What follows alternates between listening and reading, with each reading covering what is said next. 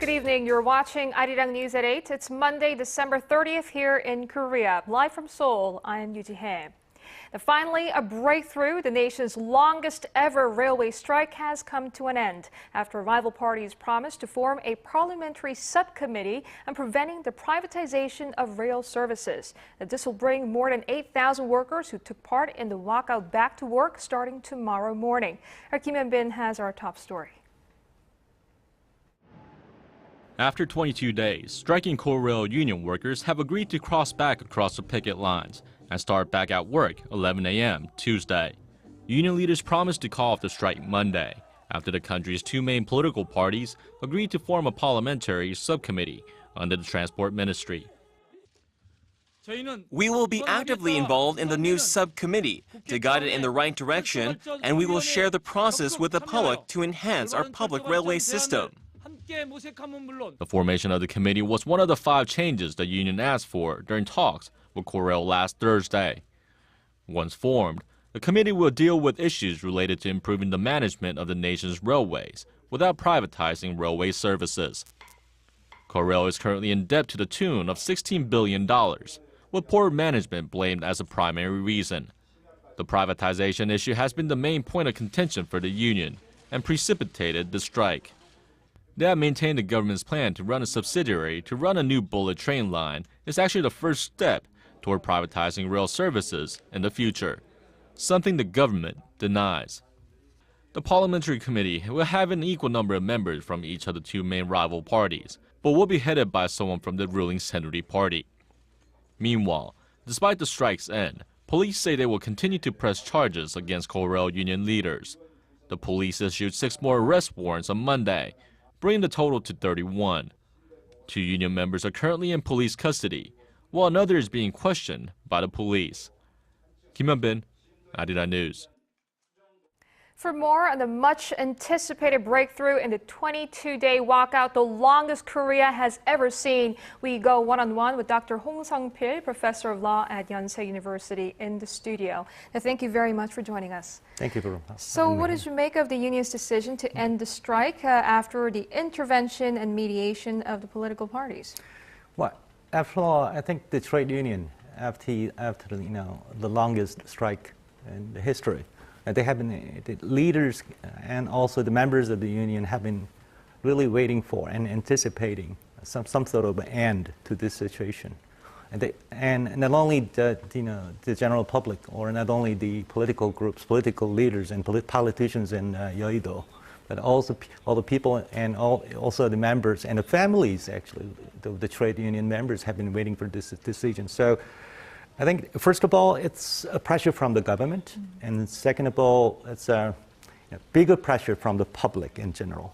And now people in the street have better knowledge about how much they get paid for their work in the railway industry, and despite the 17 trillion debt. And also, I think the fatigue of the people have affected the political groups and politicians to make better moves into solving this question. I think all those social factors have come together in solving this situation at this point. Right. Let's dig deeper into the issue of contention here. Is obviously privatization. Government has long been saying that the setting up of the affiliate has nothing to do with privatization, but it's for the efficiency of Korea. What is your thought on stimulating competition through this introduction of an affiliate? Do you think it's necessary? I think this issue should be seen in the bigger context and picture of the future of economy and the labor market in this country. The sharing of job sharing, and extension of the retirement age, and also these changes in the whole labor market atmosphere, and it's actually should affect the whole issues that are arising at this point. And so I think privatization, the issue of privatization, have been discussed quite long in history, in over 10 years in the Kim Dae-jung administration and in the Noem-hyun administration as well. the privatization efforts has been made without any meaningful fruit. But this time the government is saying it has never, it doesn't really have an intention of privatizing any sort of part of this industry. But it's about competition. Actually, government should come up with any solutions about solving this big debt problem. And competition is actually one of the tactics, strategies. But the better strategy would be, just reducing some of the payment level, and also giving some flexibility in hiring and also firing people in that industry. But those are the things that are really hard to make any settlement between trade unions and the government as well. So I think this is sort of litmus test page for further development of the solving this debt problems.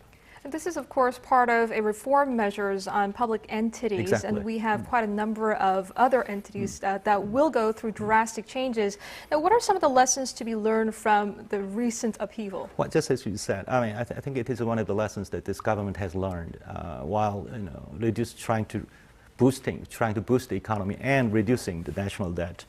And it has come to the conclusion that without reforming medicine industry or education and public entities industries as well, without that, I mean, no further meaningful economic reform is not really possible. So, but this time, I mean, we don't have to see people sitting on the street for 22 days. I think the government should come up with better announcements and better explanations for the future visions as well. And then also the trade unions or the people who have stakes should come up also more confirmative attitudes. And it's not useful and it's not good for any of the stakeholders to perform this sort of strikes on the street with causing a lot of trouble and actually damages to the people in general, not themselves. So you're saying better communication could have worked better? Sure. I see. Now, the Inter-Party Subcommittee will begin its work tomorrow, but given the high tension and starkly different views from among stakeholders, should we expect another year of labor dispute? Well, as a whole, I think it's good and it's fortunate that now the workers are now back to the working fields. But I think in a way it's a beginning, unfortunately, it's a beginning of another beginning of dispute, because now the prosecution's office now saying they will continue to pursue legal responsibilities because these strikes have been termed as illegal.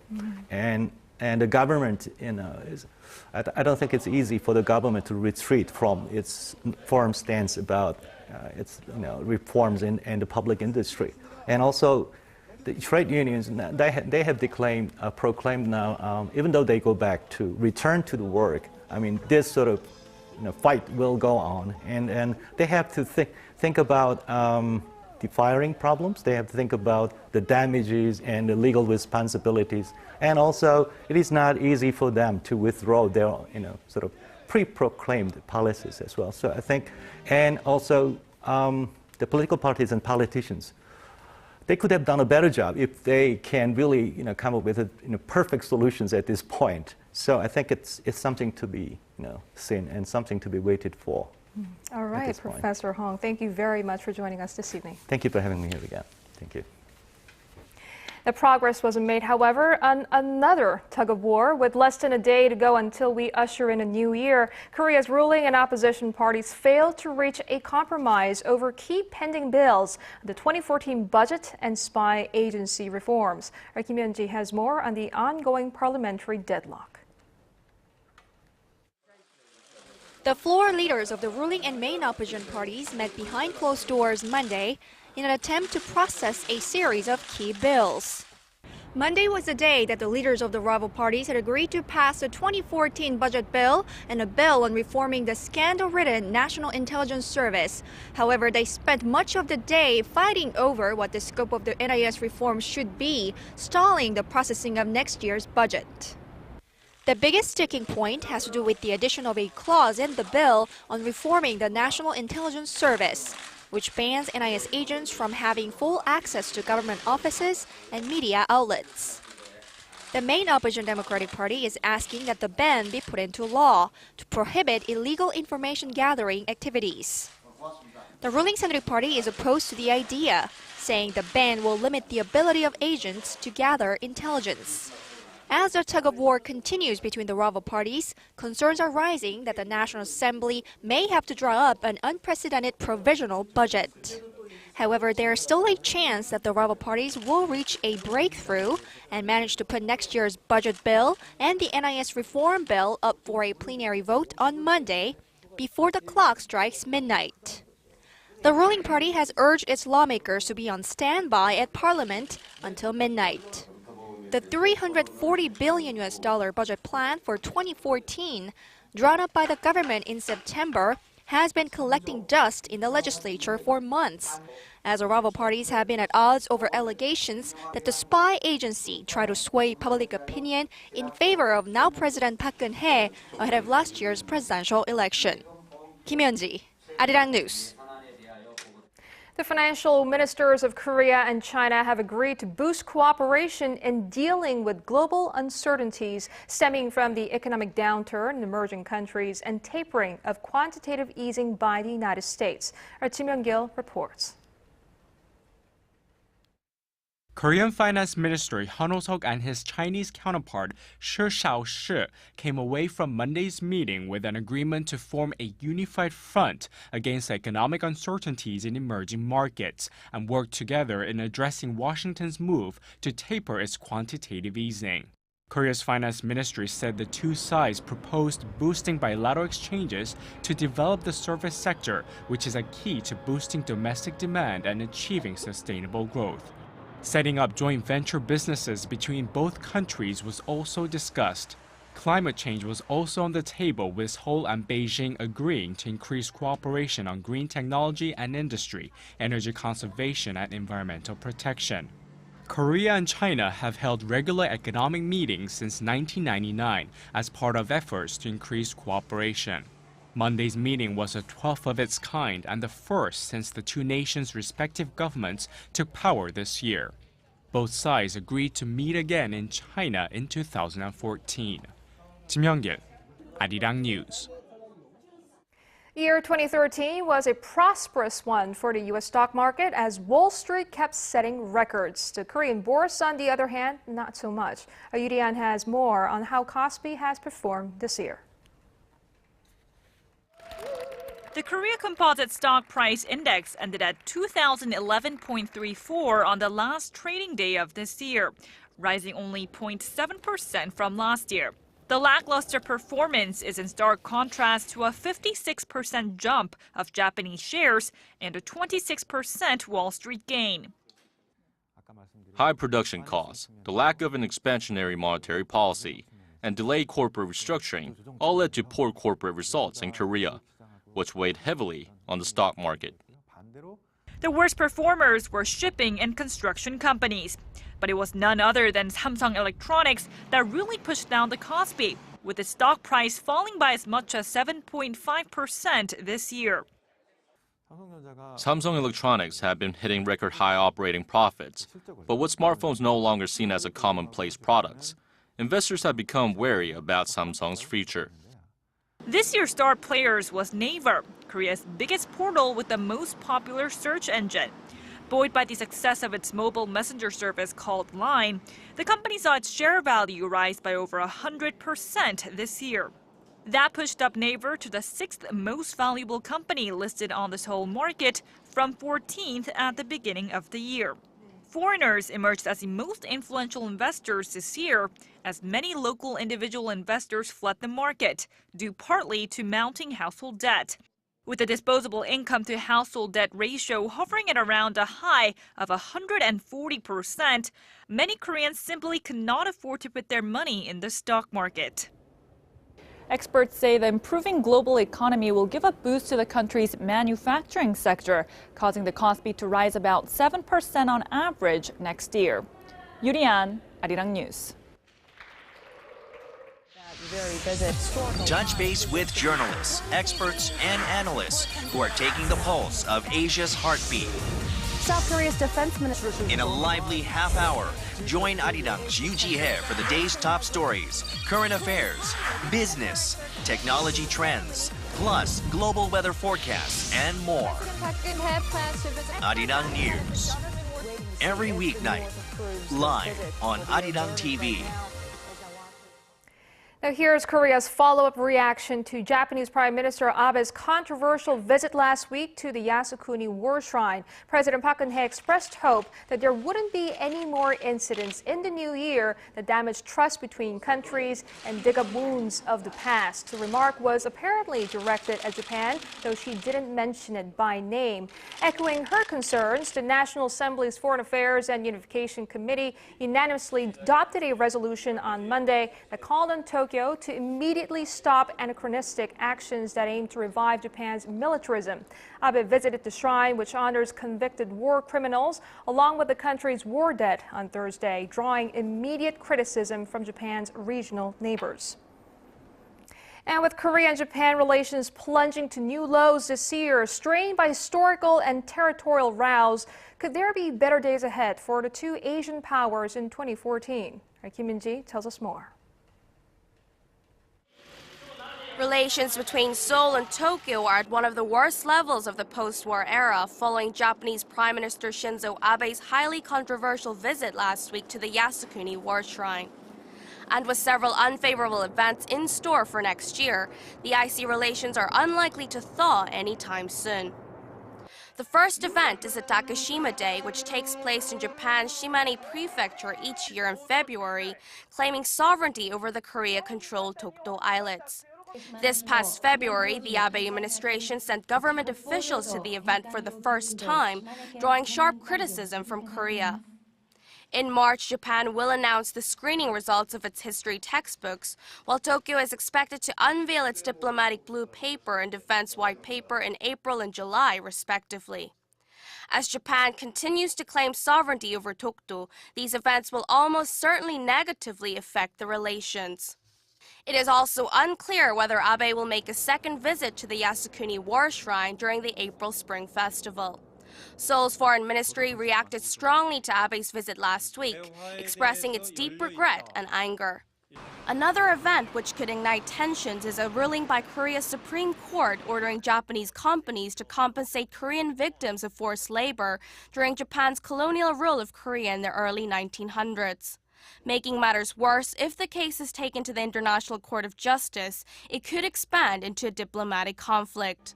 Moreover, Japan's continuous push for collective self-defense has also set the two countries against each other. The Korean government has been doing its best to convince its allies against supporting Japan's move to regain its right to collective self-defense, which would allow Tokyo to use force in the event an ally is attacked. Meanwhile, reports say that the Korean government will postpone all defense meetings and diplomatic exchanges with Japan for the time being. Kim Min-ji, Arirang News. Well, North Korea's purge of aides close to the uncle of North Korean leader Kim Jong-un, who was executed this month, isn't over yet. Unification Minister Yoo Ji-hae said Monday during a meeting at the National Assembly that the ministry has picked up signs that personnel related to Chang Song-taek are still being removed from their posts. Meanwhile, a diplomatic source said North Korea's deputy ambassador to UNESCO, Hong Young, was called back to Pyongyang from Paris on Monday, following the summoning of other diplomats, including the North's ambassadors to Sweden and Malaysia earlier this month. And moving now to suicide bombing attacks in Russia. 2 explosions, one in a train station Sunday, the other on a trolley bus Monday, have rocked a city just about 1,000 kilometers away from the site of the Sochi Winter Olympic Games. At least 31 people have been killed. Our Kwon So-ah has the latest. Russia's city of Volgograd is in fear. 2 suicide bombings in less than 24 hours have killed at least 31 people and injured more than 60. Security had been stepped up at train stations and airports around Russia after a suspected female suicide bomber attacked Volgograd's main train station on Sunday, killing 17 people. And then, with the shock of that bomb attack still fresh, a second deadly blast hit the city on Monday morning local time, killing at least 14 people and wounding scores more. Federal investigators are calling Monday's explosion on a trolley bus a terrorist act.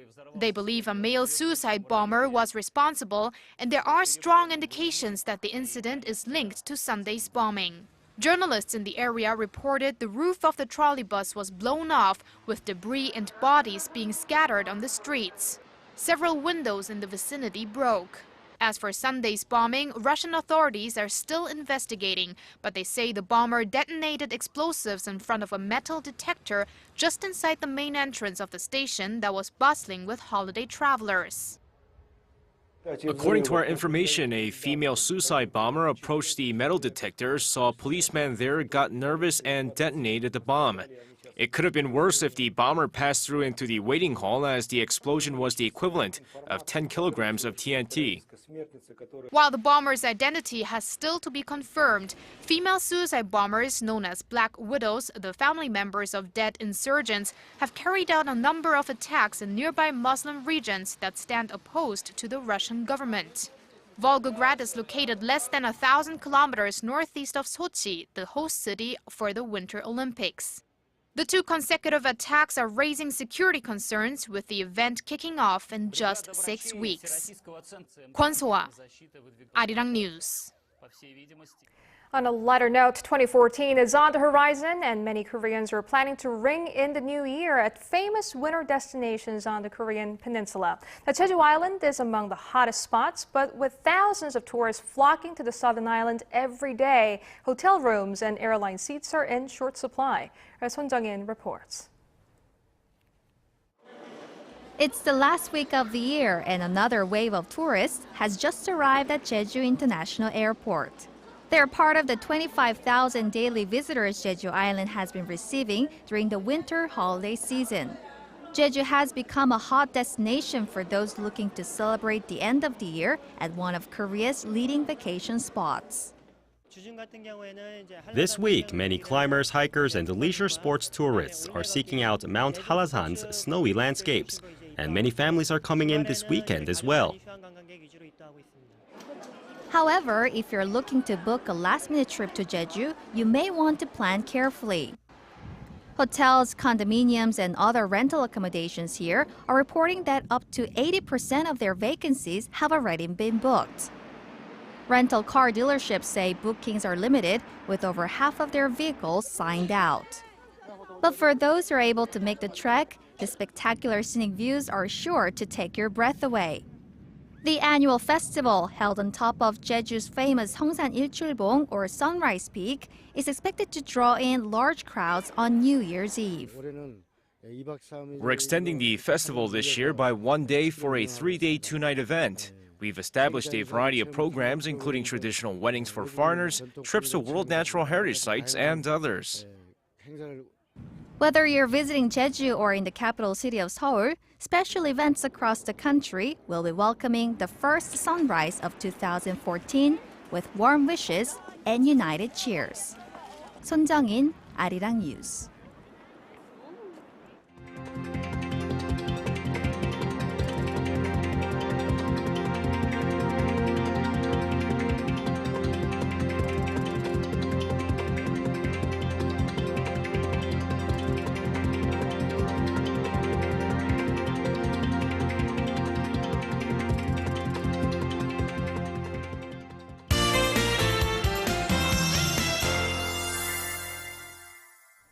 Let's go over to our Kim Bo-kyung at the Weather Center for an update. Now, Bo-kyung, looks like we'll be ringing in the new year with an old friend from China. The fine dust is back. That's right, Ji-hae. Currently, Mount Kwanak in Seoul is seeing about 118 micrograms per cubic meter of fine dust, which is about 3 times the normal levels. Taking a look at the current conditions, the nation is under the influence of a high-pressure system from China, which is why we're seeing clear skies across the map. Now, tomorrow, temperatures will remain similar to today. However, keep in mind that those of you in the central regions, including in Seoul, may see light passing showers late at night. night, so it is recommended that you tune in for future weather updates. Other than that, elsewhere in the nation should see partly cloudy skies all day. Well, tomorrow you can check out the final sunset of the year at 5:23 p.m. at Namsan Tower in Seoul and 5:35 p.m. in Jeollanam-do Province. Looking ahead at tomorrow's readings, Seoul reaches 6 degrees while Gwangju and Busan hit 8 and 10 degrees respectively. As for other regions, Jeju peaks at 12 degrees, meanwhile Dokdo and Mount Kumgang top out at 8 and -2 degrees respectively. Well, that's all I have for you this hour, and let's take a look at the international weather.